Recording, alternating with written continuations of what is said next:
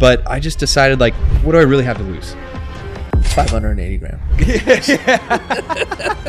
Welcome back to the Shane Holmes podcast. Today we have Mikey Taylor. Mikey Taylor was a professional skateboarder turned city council member, and he also sold a large brewery company named Saint Archer Brewing. If you're going to say, I don't know how to do it, you're basically just saying you're lazy. We had two options. It was either, okay, we don't have enough money to do it, so we don't, or we figure out how to get the money. When you feel uncomfortable, that's actually a good sign. There's a lot of companies that go out of business because they grew too fast. Like, ask some of the most successful people in the world, like, their value stack. Most valuable thing that they're going to say is,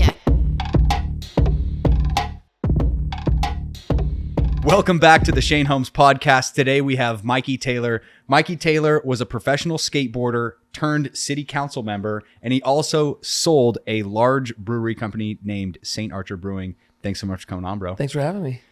Dude, I always love these sit downs that we have because it's just talking to my boy, having a cigar, having a great time. One thing I've been itching to ask you over the past few weeks, anyone who hasn't invested in real estate yet, where do you usually recommend people start? Well, if you don't know how real estate works, like, you need to go through the educational process. I think Bigger Pockets is probably like the best platform to learn. Mm-hmm. It's a lot of people who have gotten started like DIY, right? Like, they looked on the platform, learned how it worked, maybe house hack something.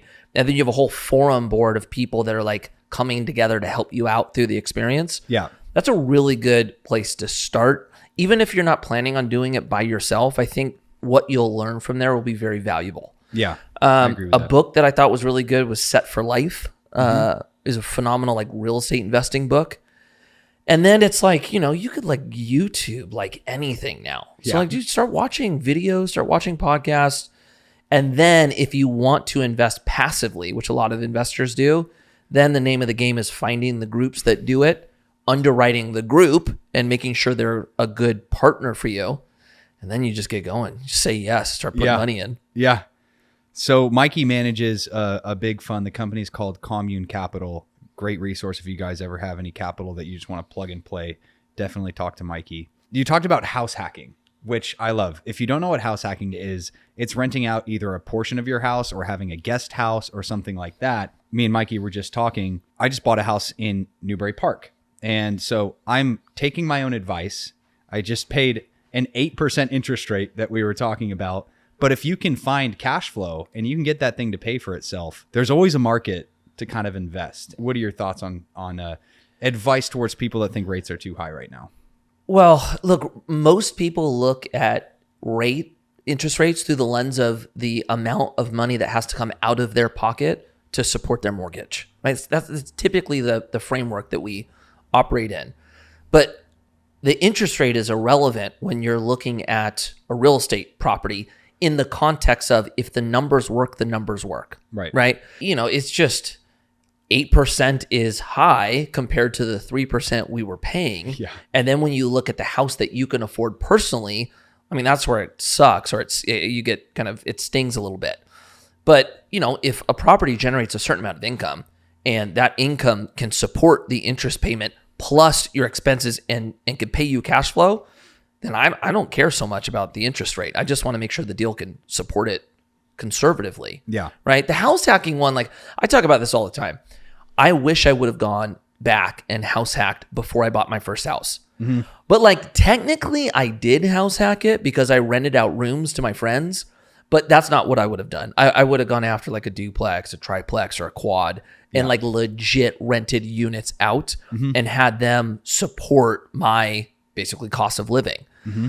That's the path I would have gone down. But I just didn't know that back then. Like, I just thought, oh yeah, you buy your house and that's the American dream, and you work your butt off to basically pay the debt service off so that you own it in cash, and then you're done. Like, that was my view of like a great investment. But I didn't know what I didn't know back then. I actually, when I was buying my first house, I put a deposit down on this really cool, flashy condo, new construction, as a townhouse.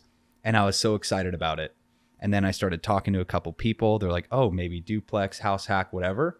A house came on the market in Newbury Park. At the time, I was 23, for $580,000. And it had a second unit. It had a guest house that someone had built out, and it smelled like cat pee. It had foundation issues. My own dad told me, do not buy this house. It was in construction. He's like, don't touch this thing. But I kind of started looking at the numbers. I'm like, if I can rent this thing out for like $2,000, $2,500. So I pulled my deposit back on the townhouse and I bought that single family house. And that was like the best thing ever. Like my payment on that house now is like $3,000 a month. And now that time has gone on and rents have gone up so much, now that little guest house covers the whole mortgage. Right. The guest house brings in $3,000. Right. And then the main house brings in like $3,700, $4,000. Yeah. See, that's the thing. Like when you think like through the lens of interest rates, your interest rate when done right is locked. Yeah. Right. Rents typically go up in a lot of markets. So your delta increases over time, which, looking back, like what was that, almost 10 years ago, 8 years ago? Yeah, something like that. Yeah, bro, that thing's screaming cash now. Yeah. And it was taking on a little bit of risk with like some foundation issues and whatever. But I just decided like, what do I really have to lose? Like, okay. $580,000, but You're such a shit. Oh my God. Yeah. But I ended up just doing it. And then I found out that methodology works. So if you're a retail investor that wants to get your hands dirty, my best piece of advice is like a house that I just wanted to contract on in Newbury Park. You can still buy a cheap single family house and do a garage conversion. Now garage conversions are fully legal. Right. Spend 80 to 120 grand doing a garage conversion, rent it out for 2,500, and you can still find cash flow in this really high interest rate market, which I think a lot of people should look at that avenue if they're the end user. They want to get their hands dirty / house hack. Yeah, I totally agree. I had a skater hit me up last week about this, actually. He has a house and he has like a ADU or a granny flat on the back, and he's going to convert the garage. I was like, great. Yeah, I was stoked for him. Yeah. So yeah, I mean, look, anytime you're adding units, you're adding potential revenue, right? So it's, you do have to pay for that cost, but again, it just comes down to the numbers. Like, what are your dollars in? What's your potential out? And, can this thing pay my debt service in good times and in bad? The answer is yes. Like, go for it. Considering you have the means, right? Like, there's some people, for sure, they're going through the stage of saving, right? And they're like, yeah, Shane, I love it. Like, you're talking about buying a house for $700,000 and adding units. Sweet. I don't have the down payment yet, right? Which, that part I totally get. When you're looking at the cost of a home in California and you're including interest rates, you not only need the bigger down payment, because a lot of times you can't qualify for the mortgage based on your income, right? Yeah. But to them, this is basically what I would say. One, if you don't have the money yet, keep saving. Like, real estate is not going to pass you up, right? The real estate moves in cycles, and there's going to be times that you're going to be able to get in. Just worry about saving your money. Absolutely. Right? The second part is like, if you can't do it yourself, bring people in to do it with you. Like, we forget the power of partnerships, right? And if like you've got 3 people around you that don't have enough for a down payment, do you 3 together have it? And look at going about it that way. Like, there is strength in numbers. Don't forget about that. That's interesting, because that's like the syndicate side of you speaking. And I've always done all of my investing like completely lone wolf. And I've incurred 100% of the risk. I've almost run out of money on several different occasions. And so maybe there's something to be said about that. Well, I think like for me that mentality was built around the brewery. Like, myself and my 2 partners didn't have enough money to start it. And so we had 2 options. It was either, okay, we don't have enough money to do it, so we don't, or we figure out how to get the money. And so we went around to our friends, our family, and we basically pitched. Like, this is what we're going to do. Like, do you want to be an investor? And because we were willing to figure out an alternative option, above we just don't have enough money, well, we got to start our business. We were incredibly successful. We paid our investors back an astronomical amount of money. And myself and my 2 partners got to make a lot of money also. Yeah. So I don't know. I think it just always goes back to like the Kiyosaki approach. Like, always ask yourself how. How can I do this? How can I get the money? If that's your mentality, you're going to figure out a way. And if you figure out a way, the sky gets pretty blue and bright. Yeah. That's cool. So you went from Saint Archer and you had an exit there. What did you do with that capital? What was your next business move? Did you go straight into Commune? No, when we sold Saint Archer, we sold it at the end of 2015. 2016, basically the majority of us still stayed there. And then by 17, we were all gone. And so I started working on the concept of Commune in 17, and then we officially launched it in 2018. And so what I did with the capital, I put a ton into real estate, a lot into storage, and then I sat on a good amount of cash because I knew that I was going to start my next business and I didn't know what it was going to be. So I just wanted to make sure that I had cash available to get through, potentially 5 years of having to like potentially put money in to, support it. And so I sat on a good chunk of cash, more than I normally would have. And you just rode that wave. How long did it take from starting the fund to having that, turn around instead of running negative to a positive? Yeah. So the business that I'm building now versus Saint Archer was very different. Like when we raised money for Saint Archer, we were raising money for working capital. So we had money to go hire day one. With my current business, we raise money, but we raise money for the real estate assets. And then our business gets to participate in the management fee. And the management fee it's 1% to 2%. So you're really talking about building a business off of cash flow. And so this one was a slower build. And two, I had to basically not pay myself, or maybe the more fair way to say it is I decided to not pay myself for about 5 years after we had started because there were people that I wanted to hire first. So as revenue was coming into the business, I made the decision that I could hire them to build this thing faster than if I were to just pay myself and do it alone. But also I was in a position to do that as well. Yeah. So that was basically the option I chose. I started officially paying myself 2021, That's and crazy, so the dude. company was cash flow positive, but I was, not. Yeah. Yeah. You know, One thing that I've learned from Mikey, from golfing together, spending time together, hanging out, even if you're a real estate agent, to treat yourself as a business, because that's what we are. Right. And a lot of people look at it through the scope of, oh, I just made a commission check. That's my money, and I'm going to do whatever with it. And when you shift your mindset from this is my money to this is the business's money, and you start hiring people, that's when you're able to really start snowballing really fast. Right. And like I literally hired my first full-time push the needle social media manager 8 weeks ago, in addition to my assistant. And it kind of changed everything. Like it changed my view. Like once I actually made that hire, I look, everything is just the business. Right. And how can I inject more money into the business, into lead flow, into systems to grow it. So thank you for that. well, you could tell too, like just like looking at your content, like it was just took a radical flip, and now it's like, it looks like you've been building it like this for years. Like, Thanks, bro. Right. But it elevates you. Like, even though you were already doing business at a very high level, like when you see that type of quality content, it changes the public's perception on the quality of content or the quality of business you have on the other side. 100%. Right. So I think that was a very smart move. Thanks, dude.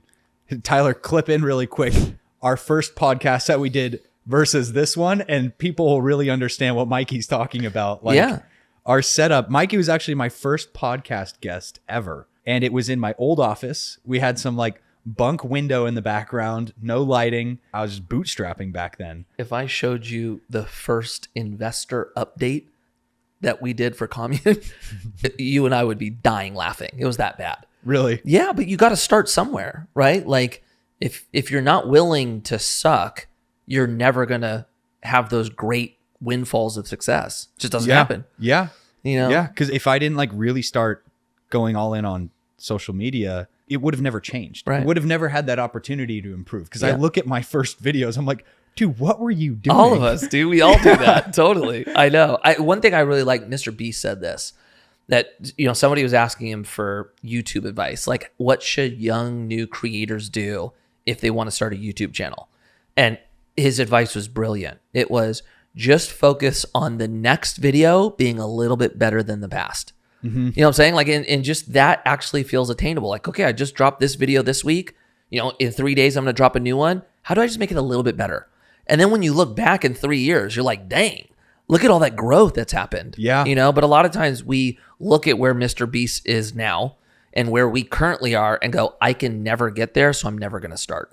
That's the crippling kind of effect of that outlook. I agree. If you're not willing to quote unquote fail and have like really bad content or a really bad business, there's nothing to improve on.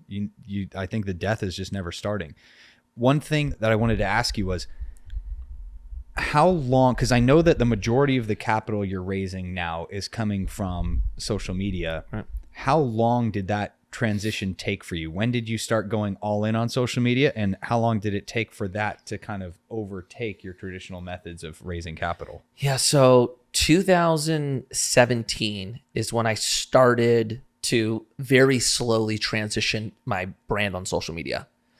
2018 is when we officially launched the company. 2019, I'm still raising money old school, right? It's phone calls, it's lunches, dinners, networking events. I hadn't raised $1 online yet. And then at the end of 19 is when we got like our first digital investor. And I remember like it was a small investment. It wasn't even our minimum investment. But I was like, you know what? Like, you're an accredited investor. You can't hit the minimum. I don't care. Like, the fact that you came in through social, I just knew it was like a pivotal moment for our company. And I remember it happened. I called everybody at the firm, all my partners, like, oh, we got our first one. I was so stoked. And then 2020 was 2020. Like, it was kind of okay, what the heck are we doing? Is everything okay? Protect the portfolio. It's, doom and gloom, but there's got to be opportunity somewhere in here. And then 2021 was like, okay, we're going to start really pushing to raise money online, but we're going to do it all organically. And so we raised a good amount of money, 2021, 2022. And then last year is when we really invested in like a full marketing campaign that is dedicated strictly towards raising money. Going away from just putting out content with a link to a form that somebody could just fill in their information and then we would hit them back, to a ton of output on content, links that come in that all of a sudden you have somebody calling you, ideally within 20 minutes. We have our text messages that are automated, our emails that's like a sequence of 20 plus emails to kind of build them into getting on a call or a webinar. And just the tracking of that process is, from where we are today to where we were this time last year, it's like two different companies. So we've just invested in starting to build that out. And dude, it did not do well in the beginning. Like, we generated a ton of leads and we were dropping the ball on following up with them, right? With like, I remember like, this is not even that long ago, 2 months ago. Like, my partner Michael was like, dude, I have 200 people I have to call and I can only basically call about 50 a day. But by the time I hit that 50, I've got another new batch of 100 that jumped on the front end. And he's like, I'm dying here. You know, so we started investing and building out our sales team and having setters, and we've been working at it, you know? And then now, fast forward, I don't know, I think it's like 80% of our capital is coming online. That's crazy. Are you running paid ads as well? We are now. You are? Yeah. That's new for us. How long ago did you start running paid ads? 3 months ago. Okay. Yeah. The paid ad, that part's brand new. And is that why your volume's increasing and then you kind of use salespeople to convert that? Yeah. So basically, I kind of made the error in a sense where I was going to like really step on the gas on organic leads from my social. And we started doing paid ads at the same time where, in the past, like even like look at 2022, which is a big capital raise year for us. I would say 50% of the capital came from my social media. But the frequency in which I was asking wasn't that much, right? I'd put out 25 pieces of like value content with no ask and then one ask. And then, I would say in the last 6 months, I do a lot more now. It's jump onto this webinar, new deal, put in your information. And so the organic leads jumped up significantly at the same time as the paid leads. You just included more call to actions with your existing community, and that sort of helped jump your lead flow there. Yeah. And then you added in the paid as well. Yeah. I think I just got a little bit more comfortable with, one, the ask, and two, like understanding the correct balance between putting out good content and then a sale or sales style content, right? Where naturally I have a personality to sell. The idea of like making a story interesting and exciting and getting people around me, I've always had that gift, but there's always been this hint of like, I don't like just salespeople. There's always been this like negative feeling that I've had that when I ask you for something, it's never felt genuine, right? I wanted to avoid it not feeling genuine, right? And so when I would look at people on social media that were like more on the sales side, their content sucked. It was like all you're doing is selling. And where I had to switch was, one, there's a way to do this where your audience doesn't look at you and go, dude, I get it. I'm tired. Like all you care about is selling, right?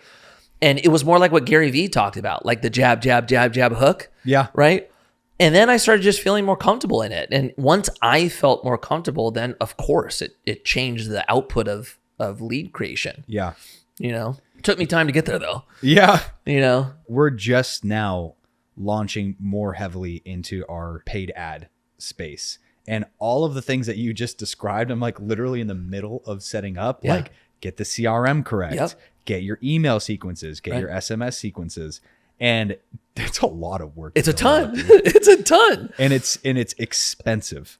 Like, well, it can be, right? It depends on the cash coming in. When you're looking at the cost of your ads and all of the team that comes into getting the lead all the way to a close, you just need the revenue that comes from the close to outsize the cost of that lead. You know, so like, you know, you could look at the lens of like, I have a friend, he's spending $250,000 a month on Facebook ads. Wow. Right? And he's a PE firm like ours. But he's like, yeah, but dude, I'm raising $50 million a quarter. That's coming in at a 1.5% cost of capital. I could pay 1.5% cost of capital. I can do that all day. Yeah. You know, he's like, I got my acquisition fee of 2%. And it can make sense. You just have to make sure that it's converting at the end of the day. Yeah. Yeah. Like the upfront part is the rough part. Correct.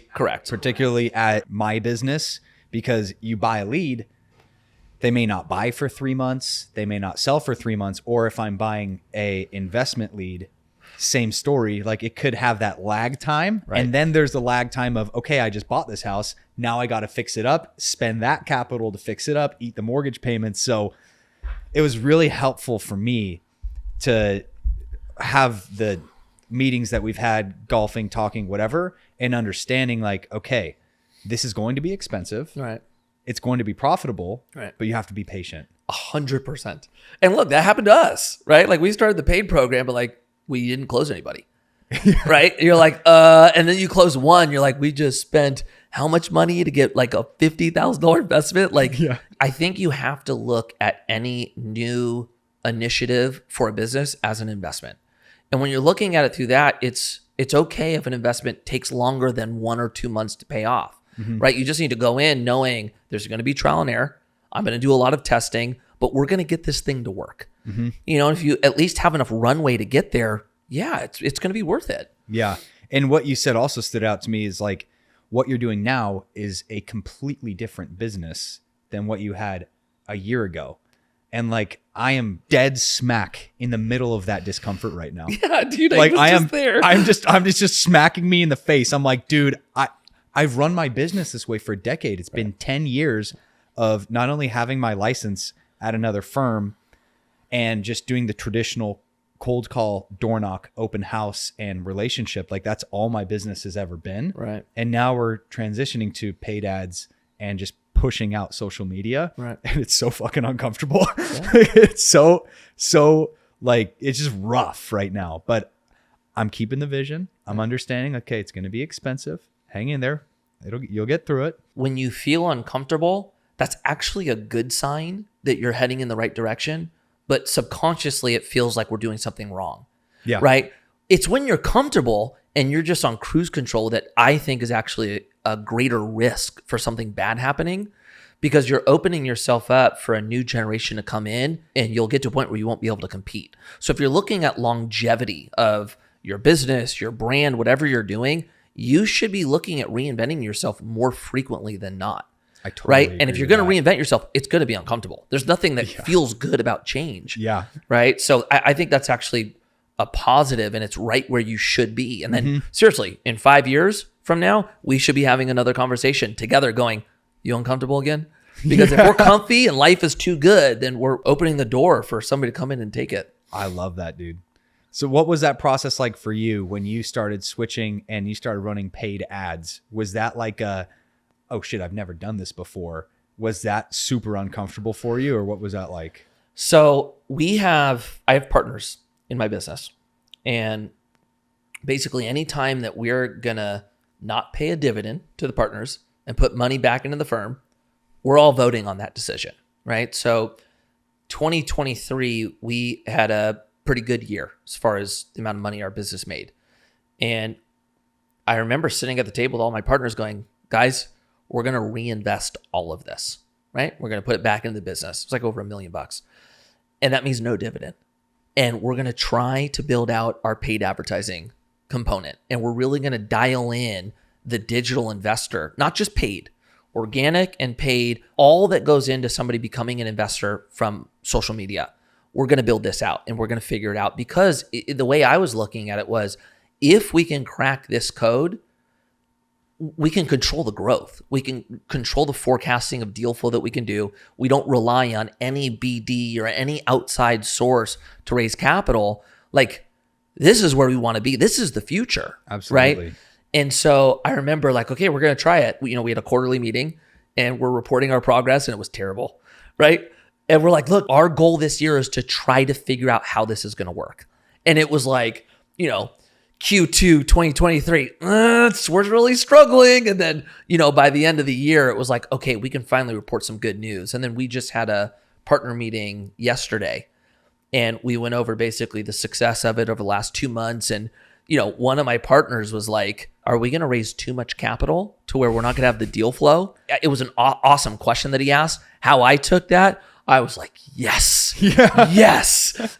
So look, we're heading in the right direction now, but it took time. Because what I'm experiencing is like, I kind of feel guilty neglecting the previous way that I've run my business. I know. Like, I'm not spending as much time on the phone and like as much time sitting open houses because I'm so drawn out building out these new systems. I know.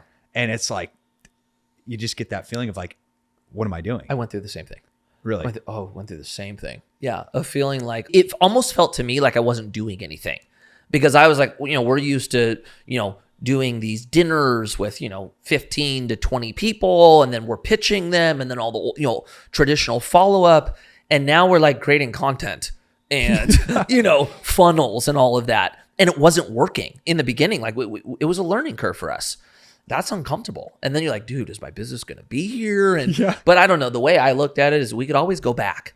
We could always go back to the old school way. Like we know how to do that. Fine. If this doesn't work, then we just go back to doing what we were doing.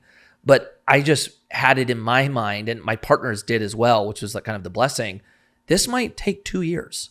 Like it might take us 2 years to figure this out. Mm-hmm. And as long as I had everybody on board with that plan, we were going to succeed. Yeah, that's awesome. We're going to figure it out by then. Yeah, I've always like done the sit the open house, call. And now I'm like, okay, I am investing so much time and energy into building out these new platforms and the brokerage and all of the online. Like, am I going to go under? Like, I want to do 100 million in sales. Right. But I started like kind of analyzing what my current deal flow is and what is required to get to 100 million. It's leads. I can't generate enough leads by myself sitting open houses. It's literally not possible. We're in two totally different businesses and experiencing the same exact thing, right? That is exactly how we looked at it. It was, how do we raise $100 million this year? And I'm looking at the amount of leads that we're creating, and I'm going, we don't have a pathway to that. It was the same exact thing. We don't have a pathway. So if the pathway is you need to increase your leads, knowing that you're only going to be able to really get whatever you want to call it, 20% on a call or a pitch. And then out of that, you're only going to close, let's say 5%. We need a lot more leads. Yeah. And so it just became a practical kind of problem solution. If I need, 10,000 leads, How am I going to go get 10,000 leads knowing I only have the same 24 hours in a day as you, right? Am I going to seriously go out and meet that many people, or am I going to figure out how to create content that can reach more people than that? Yeah. And then just funnel them in. And at the end of the day, that becomes the most efficient way to do it. But it's so new in the sense, even though, social media marketing and paid advertising, this was here back when we started Saint Archer. But the level in which you can do it and apply it across multiple categories has changed, right? Like, I never would have dreamed about raising money online when we were doing Saint Archer, but we were selling beer because of social media. I think we're only beginning to tap or break the surface of what's possible. So I want to be on the front end, and I know the next generation. Like, dude, these kids grow up in social media, right? Yeah, like my kids are not on social media, right? We have a spare phone. And my girls are basically putting the camera, filming themselves, editing in CapCut, right? Like, these kids are built for content creation. And when the next, 15-year-old now starts their company at 27 and it's a private equity firm, if I don't have this social media game figured out, I'm not going to be able to compete. And so that's what I'm thinking about is like Gen Z and Alpha. Like, they're going to understand this and they're going to be masters in it, Yeah. So figure it out now while we can. We have time, Yeah, seriously. How important is the personnel piece? Because there's leads that are generated. How important is it to have the personnel in place to facilitate those leads once you start rolling them? It's a really good question. So I'll speak as the front end or the front facing side of lead creation, right? Like, I can create a lot of leads with no one helping me. The management of those leads are going nowhere without somebody helping me, right? So, you're talking about the difference of, in my case, raising money, maybe raising a couple $1 million a year versus raising 30, 40, $50 million a year, right? You need those people in place. So, for our company, for more context, it's me, Michael, Hannah, Bruce, Daniel. There's probably 10 people at play now that all go into the marketing side of raising capital. And we have to grow that. Like, that is not enough. Really? No. Because I'm sitting here fiddling back and forth. I'm like, oh man, do I bring in this like really highly qualified assistant that can also kind of double as an operations manager to help me oversee this lead flow? Yes. And I'm like, The answer is yes. yeah. After sitting down now, 100% the answer is yes. Yeah. Part of the reason why I love having a podcast is because I get to literally grow my own brain sitting down with Mikey Taylor, and like, we're live during that growth, which is freaking awesome. I totally agree. I love it too. Cool. So, yeah, I've been doing podcasts for a while now, and every time you do it, you walk away with like nuggets, regardless of what side you're on. If you're an interviewer or interviewee, you're learning something from it. Yeah, and then if you're the audience, like, information is not the issue anymore, right? Like, information is everywhere. If you're going to say, I don't know how to do it, you're basically just saying you're lazy, right? It's not because of lack of information. Yeah. Now, you can make the argument that there's so much information out there that you don't know which one is good. You can absolutely make that argument. But to say, like, I don't know how real estate works, I don't know how pick the category, that's not the challenge anymore. Like, the gatekeeper is removed in that aspect. Quick shout out to Inspired Garage. They are going to be coming in and completely replacing this entire wall with high quality custom cabinets to clean this space up and get a really professional look. Thank you guys so much. Ooh, I like that. Oh, I know. Are they local? It needs to happen. Come see me, please. Yeah. Shout out Mikey Taylor. Get him the cabinets. Get him the cabinets. Systems and processes. So there's obviously leads, and even before leads come in, how important are the systems and processes being documented for you to effectively track and close deals? You can't do business correctly without it, right? Like, there's levels to it, right? And I'm not saying I'm at the biggest level. I'm not. There's a big gap going from being a solopreneur to a team of 4.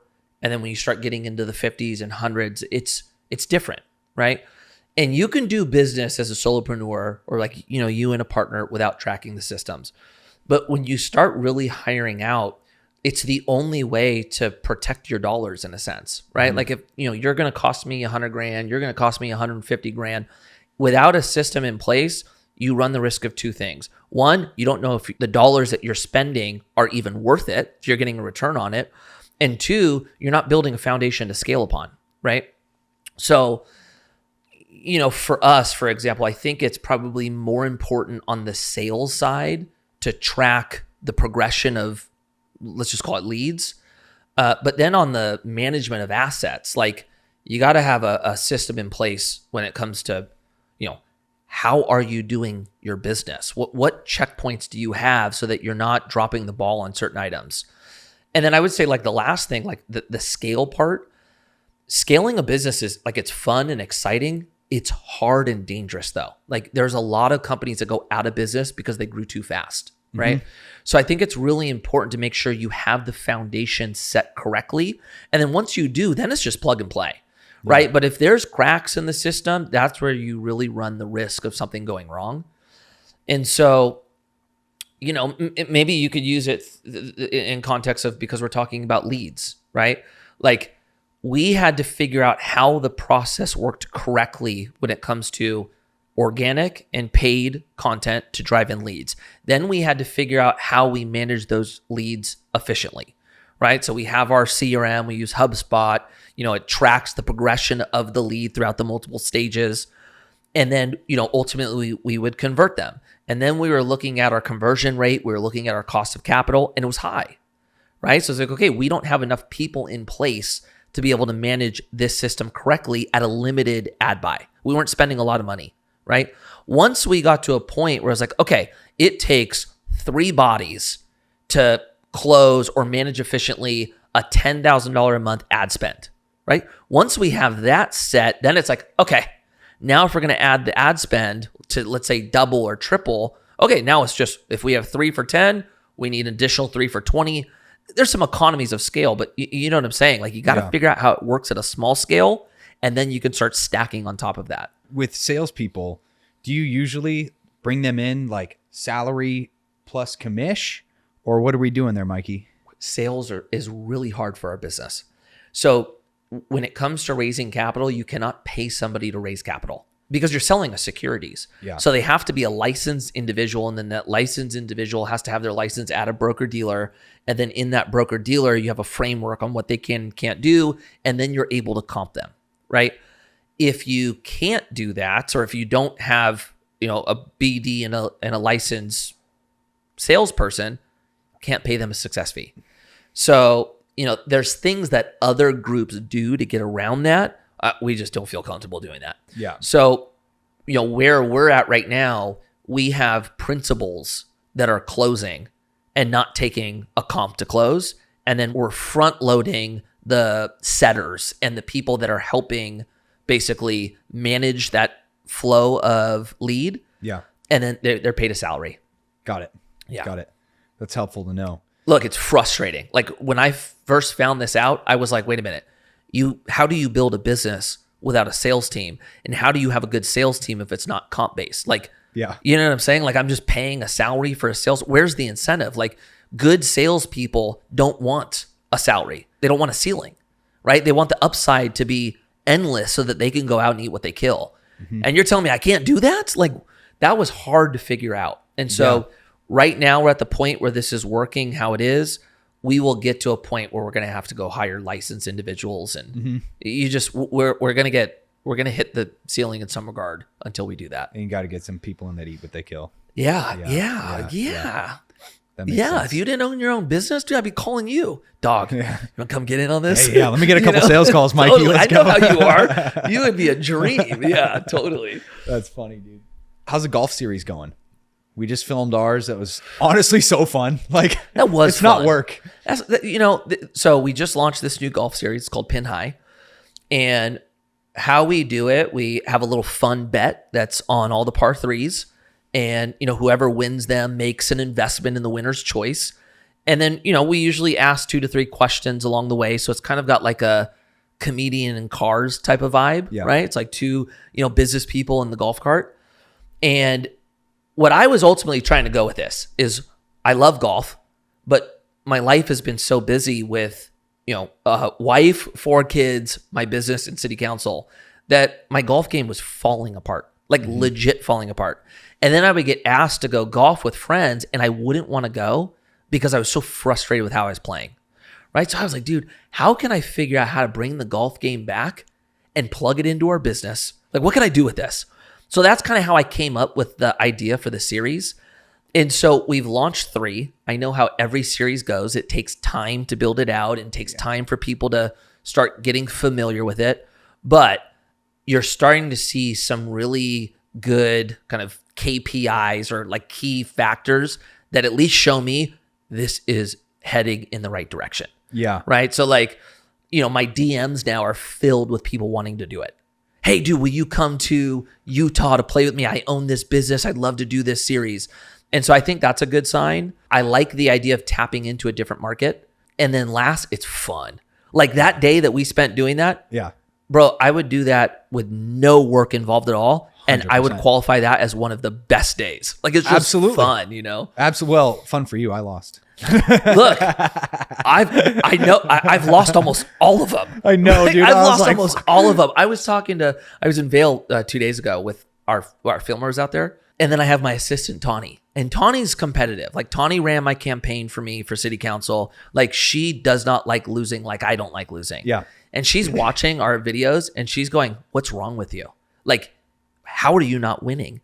And I'm like, Tawny, I haven't been golfing. Go get your lessons. Call George or call Johnny. Like you have to get to work. I'm like, dang, okay. So I'm telling Ryan, who's our filmer in Vail, I'm like, dog, I got to step up my game. Like Tawny's going to start scheduling golf lessons for me. Like I have to start winning. And Ryan goes, honestly, I kind of like you losing better. And I was like, for real? And he goes, dude, you are funnier when you're losing. Like when you're winning, I think it feels like more comfy for you, but like you can tell you're so frustrated when you're losing, but it comes off comical. I think it's a good thing that you don't lose or that you don't win. I'm like, that's funny. All right. So yeah, we'll see. Yeah. I have a new one coming out a couple weeks. Where'd you play? We played Sterling Hills. Dude, I love Sterling Hills. You know what? I kind of like it also. I think dirty it's a fun public track, but it's the best. I It's agree. just getting down. I played with Jordan Rogers. Okay. And he had just come from, what's Tiger's new brand? Sunday Red? Yep. He had just come from the Sunday Red exclusive launch of it, right? And the next day is when I filmed it. So he came off that. He had all Tiger's new gear.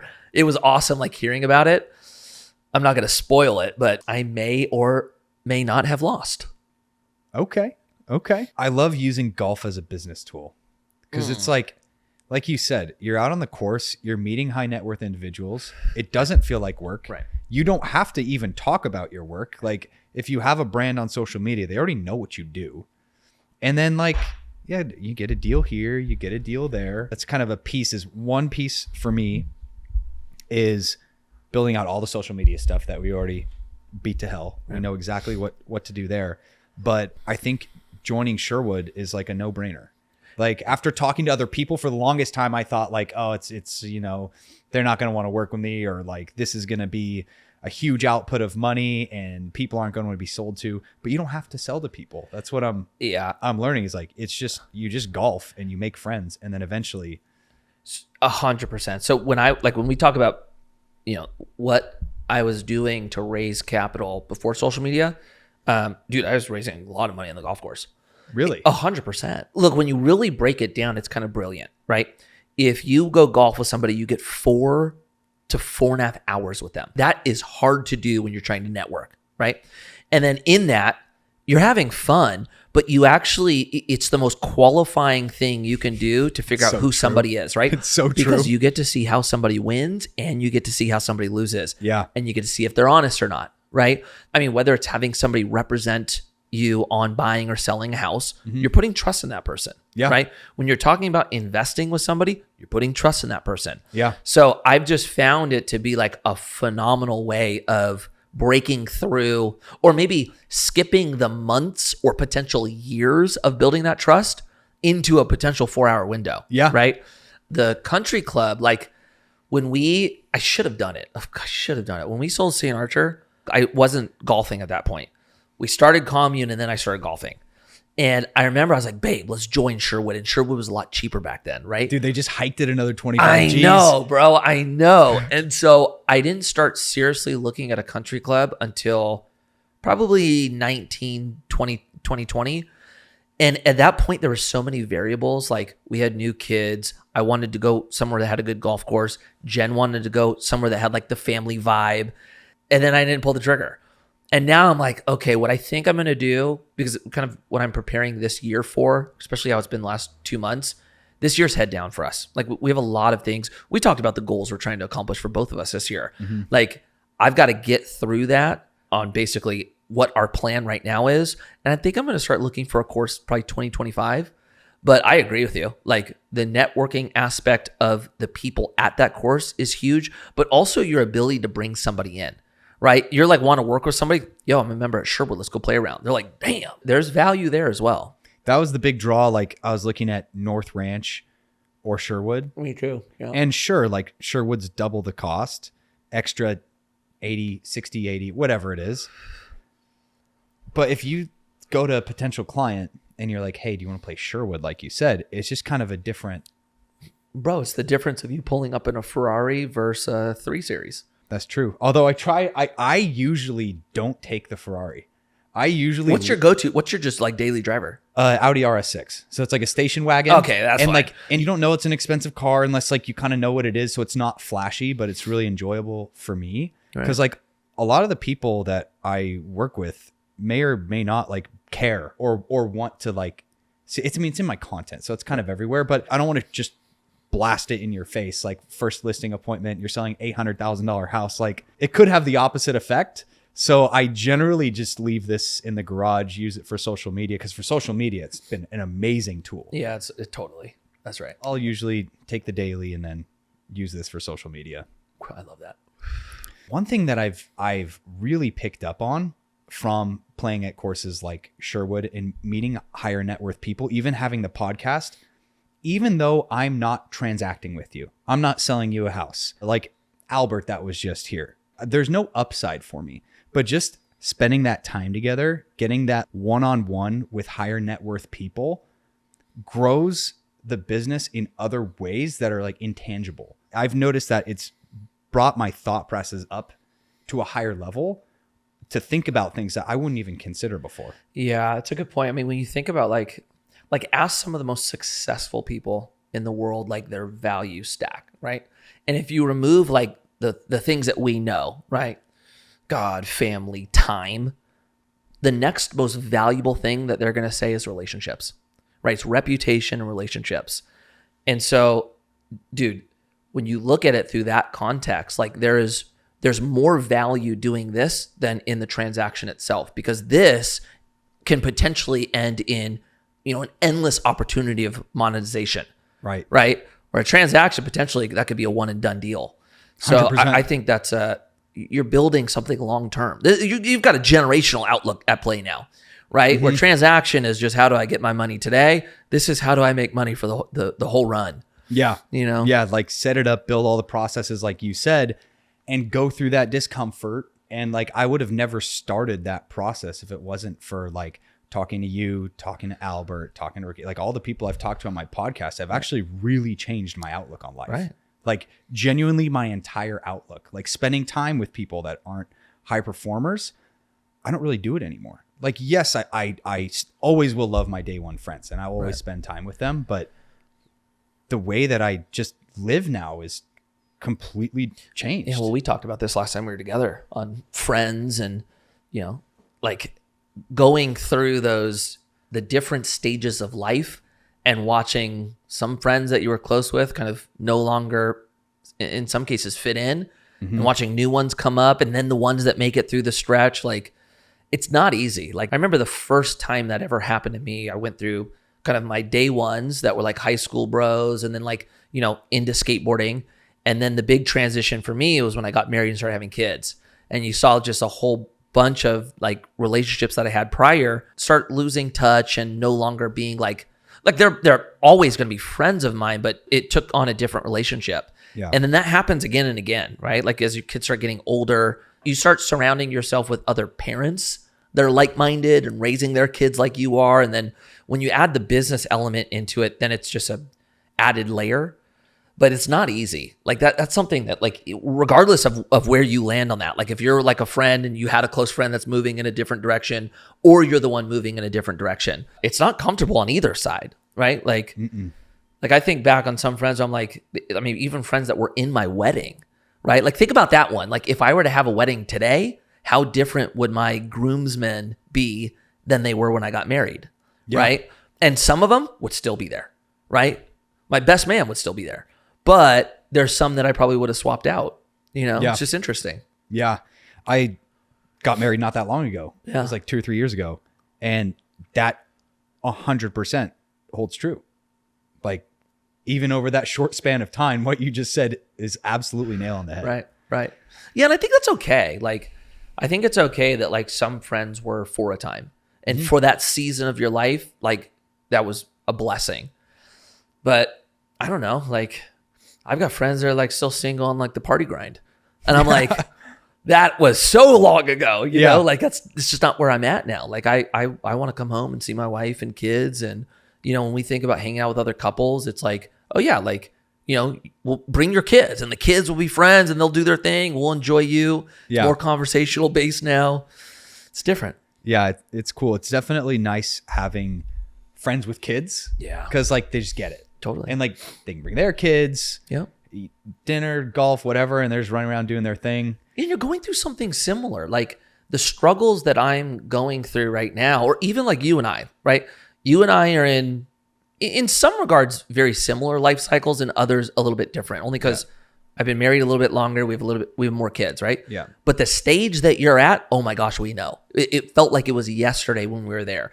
So at least there, you're able to like we can relate off of certain struggles that we're going through together, just based on my 2 youngest kids are the same age as your 2 kids, right?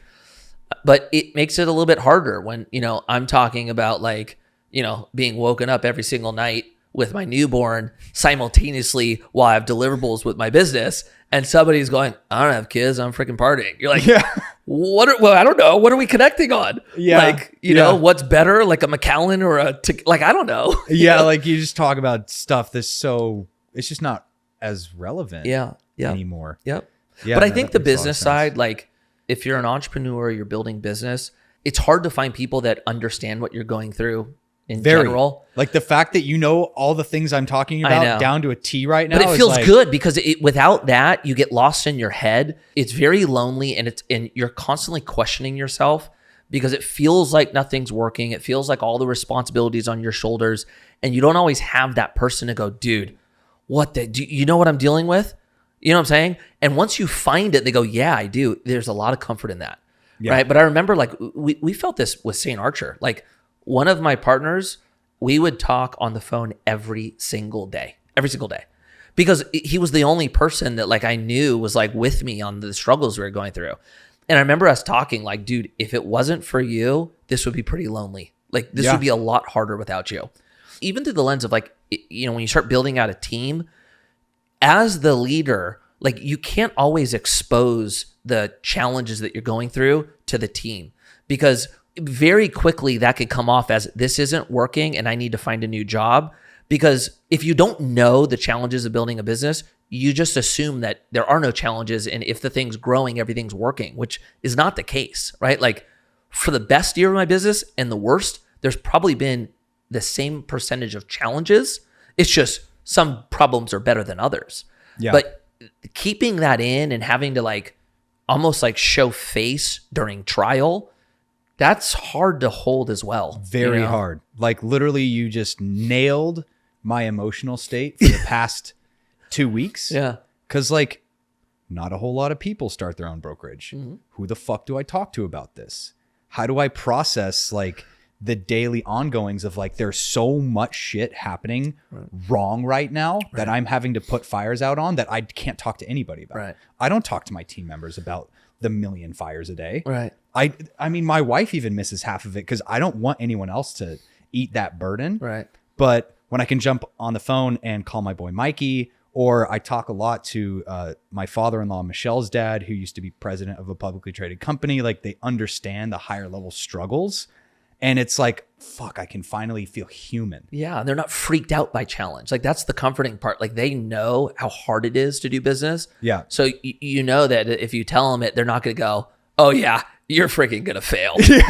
They're like, "Oh yeah, I know where you're at." The only thing I would say, and this goes for anyone who's building a business that's married, I didn't share the challenges and struggles I was going through with my wife for a long time. Like in my skate career with Saint Archer was probably the biggest one. Like there were so many moments with Saint Archer where we were panicking. Like we thought we were going to freaking lose it. I didn't share that with my wife. And I think like being the husband and like the provider and leader, like I was scared that stress was going to be put on her and it was going to really kind of hurt the family unit. And that ended up creating more problems than I realized. And so something that I started doing with Commune, and it's taken me, like I didn't nail this in the beginning. Like this has been a very long work in progress, but I started including her more in not only challenges with the business, but like things I was stressing on, right? And I remember one time, like I freaking just kind of like let her have it. Like I'm stressing. Like I don't know what we're going to do here. And I remember her going, "Oh my gosh, as long as I've known you, I just thought you were never scared. I thought like you just are fine with stress. It doesn't even bug you. There's no fear. Like you just do it." Right. And to like be married now for 14 years and dating for 5 years before that, and then knowing her for the last 20, dude, to her say like, "I didn't even know you were scared or stressed that long in our relationship." That's, I don't think the right way. Right. Yeah. So now it's like, it's actually been a really, really big blessing. Like it's really added a new type of depth and strength to our relationship to include her in more on what's going on. But it didn't feel natural. It felt like very counterintuitive to do that. Yeah. That's honestly amazing advice. Cause like last night I was very stressed out with the move. Cause yesterday was the first day of actually moving my broker's license, starting the firm, building, going through all the logistics. And there's so many other fires within the framework. Yeah. And I told her about just one of the fires and she had the best advice ever. And I was like, whoa. Yeah, women have wisdom, man. She knows. Yeah. And she was raised by a dad that was in that same sort of space of business. Right. So like she's kind of grown up around it. And the advice that she gave me was so spot on. So your advice is definitely accurate. Yeah, and I think like women have an intuition. Look, I don't know if there's any data that supports this, but it seems like when Jen became a mom, something changed. And her like gut feeling or her like mom instincts became something that like I never saw prior to that. And I think there's like a lot of value in that. It seems like women are just able to tap into just a feeling or a gut that I don't have. Yeah. And so like having that I think is very valuable too. Like even when it comes to like reading people, like there's been times where like I've introduced Jen to somebody. I'm like, "Oh, super cool." And she's like, "I don't like him." I'm like, "For real? Like why?" Yeah. And then it turns out like years go by. I'm like, "Dang, you were right." Nailed it. So Yeah. I don't know. I think there's, and you argue that like your wife or your husband is like the greatest support system that you're going to have in an individual with you. Mm-hmm. Like why not include them in the problem solving? Yeah. Yeah. I just started sending her over the past few days resumes that were coming in from potential candidates. And she shared insight that I would never even have thought of. She's like, "This resume has great info on it, but it's sloppy." Right. And I'm like, I didn't even catch that. Like, Right. And if she's sloppy here and I need her to be integrated deeply in my CRM and my lead follow-up, whoever that person is that I hire, Right. that's huge. Heck yeah. So she could have just saved me freaking 2 months and $10,000 or whatever it is on payroll. That's right. As you were saying this, I just thought of this because it's something you said earlier. I had somebody on the podcast about a month ago, and we were talking about hiring because I think hiring is really hard. It's so hard. Yeah. It's the hardest thing. It really is. Now, there's some people that are great at it. I am not great at hiring. And we're, doing this podcast and I'm asking him questions like crazy. Like what is your, how many meetings do you meet with somebody before you hire them? What are some of the qualifying questions? And dude, when I left the podcast, I was like, "Oh my gosh, I have so much now." Right. And then we hired somebody. And as we were going through the interview process, dude, I'm dropping bombs that I got from him on the show. And dude, like I gained so much value in that conversation that was basically use in real life. So just made me think of it as you said that, like, these things are phenomenal. Like you do. So what are some of the bombs that you like for hiring? So how our company does this, we have one interview that's done with either Michael or Jerry, which are two of my partners. Usually there's a follow-up with them, and then I usually come in on the final interview, right? What I've always tried to figure out in the past when I'm interviewing somebody is like, one, will their skill set be, applied into our business? Will they fit the culture? And what's their framework and how do they operate under stress? Like you're trying to figure out like the character of somebody in a very small amount of time, right? And something that his name's Chad, who I interviewed, he was like, like something that we do, like, I want to hear about your spouse if you're married. Like, tell me about your husband or tell me about your wife, right? Interesting. And listening to how they talk about their wife or their spouse actually gives you a pretty good framework on who they are. And then he actually goes a step further and he has another meeting where he has both of them come. So if he's interviewing a guy, he sets up a follow-up meeting with their wife or their girlfriend. Wow. And then he asks them questions, right? He's like, what you see in how somebody speaks about their wife or their husband is very telling. And he goes, sometimes you're like, okay, this isn't going to be a good fit. Other times you're like, this is awesome. And he goes, and there's times where it's almost like, it's like a therapy session in a good or bad way. I had never thought of anything like that. Never. So that was a really good one. Some of the other questions was, when you're talking about like past performance, right? Really asking about, the role they were in and things that went wrong. Like, I don't want to hear about all your successes. Like, tell me about a challenge that happened. And then I want to know basically what your outlook was to find resolution and then what happened because of that. And sometimes we think like, oh, if you're hiring somebody, they need to always get it right. That's not reality, right? Like you want somebody that's going to learn from their mistake. And then when they move forward, they are now applying a different type of framework than they were in the past. And so I don't know. It's just like, I didn't have that before. Like I would just like meet somebody, hear about what they did in the past and go, oh yeah, you'd be a good fit. Yeah. So those are really good. But I do like at least the framework we go through right now. Michael and Jerry, my two partners, are more operational based, right? It's like, here's the system. Here's how you're going to fit in. I want to hear about how you would apply your skills to this. What do you see as weaknesses? What do you see as strengths? I'm more like, are you going to fit into the culture? Are you going to, be a part of this thing for the long haul? When times are tough, I'm more like the character and the personality. And so it actually works well that we're not having the same individual doing all the hiring, I believe.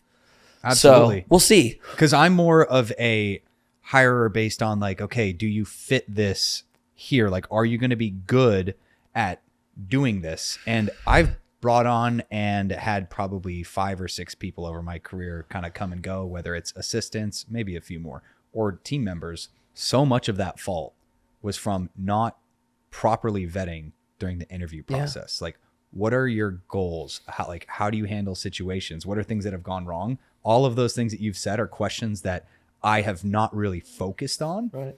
And also made the mistake of like, I want to fill this position so bad that like, when can I hire you? I'll overlook right. certain things that end up biting me. Right. Like bringing on people where like I kind of had this inkling of like one thing that didn't quite click. Right. And then there you are in the trenches, and now you got to go through the whole separation process, which is never fun. Like it's always brutal. You know what? Another thing that Chad Brandon's his name. He asked me, he's like, how many interviews do you do before you put out an offer?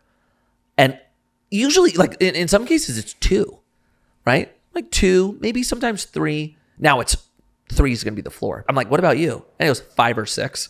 I'm like 5 or 6, right?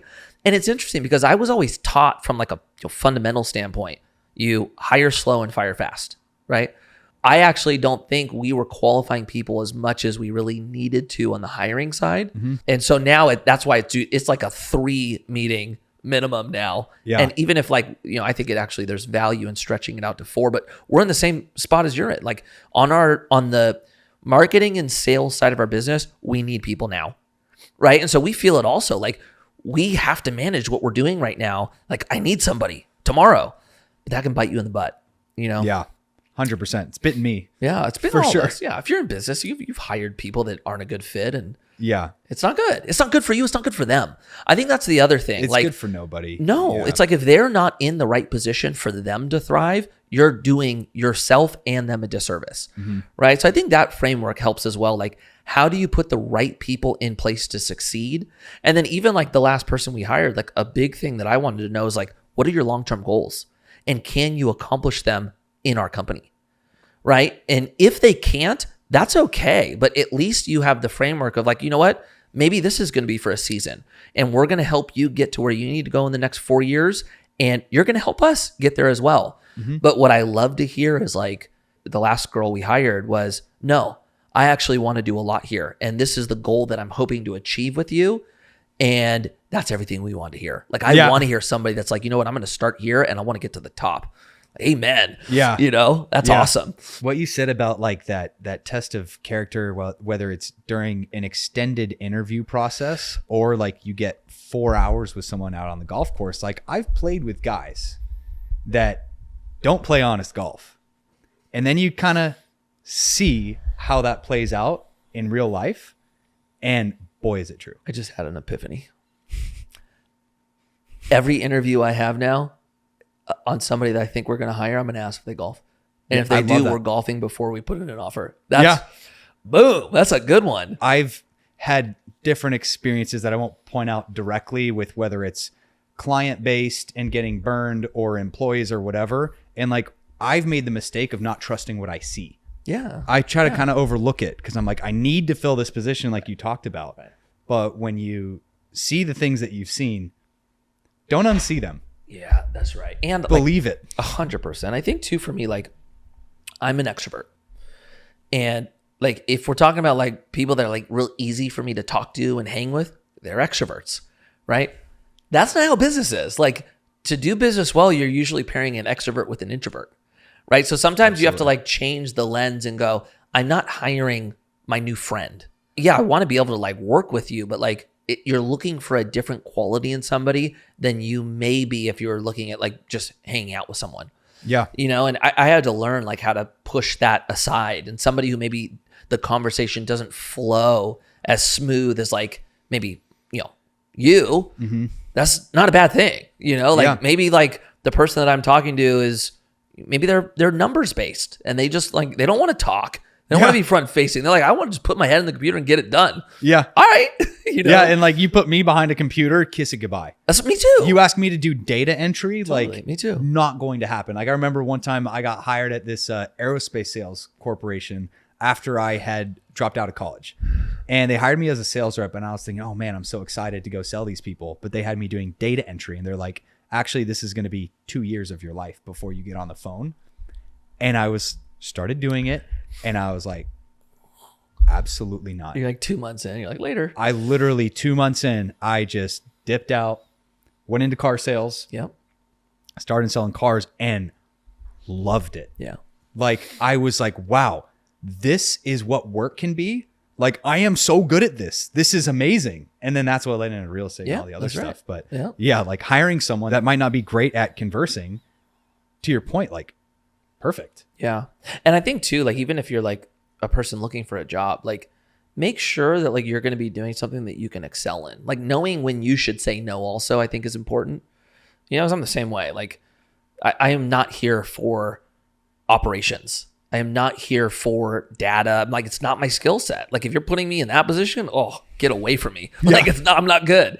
You know? So it's like, I think knowing your skills and knowing your weaknesses is mandatory so that you're actually able to be in a position where you're, filling the people that are going to be doing this with you to cover your weaknesses ultimately. You know, like, bring in two people that are great at the same thing. Like, why are we doing that? Yeah. You know, that's a great point.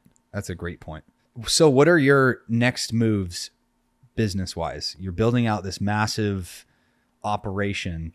It sounds like, to be honest, maybe there is no next move. Like, you're scaling that out and that's on your forefront and that's what you're looking at. Like, what are you thinking? So we have how our business is right now. Currently we're managing about $250 million of commercial real estate. We've got about just under 60 million in construction right now. And then we have another 60 in front of us, from this point over the next 12 months. And if nothing changes, like we just do what we're doing right now, we'll get to about $1 billion in the next, it's probably about 8 years at this point. We had a company goal to get there in 5. I really want to get there in 3. So my goal right now is get to $1 billion of AUM in the next 3 years. With everything I'm seeing, I think we could do it. Love that. So that's my next business goal, at least from a financial goal standpoint. I would say I'm trying to get to a point where this business can truly run without me if it has to. Right now it's not in that place, and I don't think it's at that place for any of the partners. So I don't think any of us are gonna leave, but I think to build a business correctly, you have to put it in a position where it can run without you. So I do want to get it there just to know that the health of this business is solid. We're working on something right now that I actually can't say because of an SEC regulation, but there's something that we're looking at launching this year that I've been wanting to do for the last 5 years. And if it happens, it's going to be a huge, huge milestone for us. It's going to be a big one. Yeah. So I'm excited about that. And then, my wife is talking about another kid right now. So that's crazy to think of, but maybe, the Taylor, party of 6 becomes 7. And then I have 3 more years on my term as city council. And so I will see after that. Like, if I want to keep doing it, maybe I run another year potentially, or another term if I get elected, if I decide to do that. And then I don't know, look for other ways to, make an impact and, make my wife and kids proud of me. All the things that I think like a father and husband want. Yeah. Well, I think you're crushing it on that front. Thank you. I appreciate that. Mikey, thanks so much for coming on, brother. You're the man. I always appreciate your insights, your expertise, your friendship. Appreciate it. Thanks for having me.